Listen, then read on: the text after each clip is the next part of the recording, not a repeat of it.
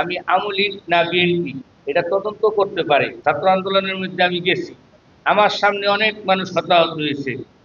আমি বিএনপির যখনই মিটিং ডাকতো, আমি যে কোনো ডাক্তারি সার্টিফিকেট বা ওইটা এটা কইরা আমি মিটিং অ্যাটেন্ড করতাম। অনেক কষ্ট করছি, রাত্রে ঘুমাইতে পারিনি। আমাদের বাড়ির পাশে পুষ্কনি, এখানে পুষ্কনির পারে অনেক মশার কামড় খাইছি। এই 1800 থেকে বেশি জুলুমটা হয়েছে একদম 2024 পর্যন্ত। অনেক কষ্ট করছি।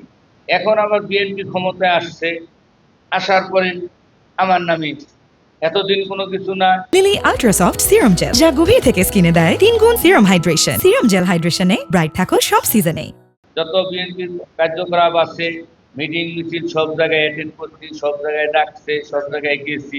টাকা পয়সা জেনে লাগছে দিছি, আমার অর্থ সমর্থন সাহায্যে এইভাবে করছি। কিন্তু আমি একটাই যখন ডিক্লেয়ার দিলাম, আমি মেম্বারি আর করবো না, চেয়ারম্যানই করব। এই থেকে কিছু কুমহল চক্র আমার নামে বিভিন্ন ফেক আইডি দিয়া, আমার নামে এডিট কইরা আওয়ামী লীগের লোকের সাথে আমার ছবি দিয়া পোস্ট করে। তখন আমি চিন্তা করলাম এটা কেমনি ফেক আইডি, ফেক আইডি তো সম্ভব না। তখন আমি আবার দেখলাম যে নিজের আইডি জন্য ছাড়ছে। তখন আমি আইসিটিতে গেছিলাম মামলা করার জন্য বা সংবাদ সম্মেলন করুন।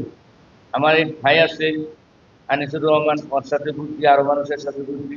তখন বললো যে সংবাদ সম্মেলন করো, তা আমি করি না। কিন্তু আমারে 5/4/2026 একটা আওয়ামী লীগের মামলা হয়েছে। এই মামলার মধ্যে আমার 13 নম্বর আসামি বানাইছে।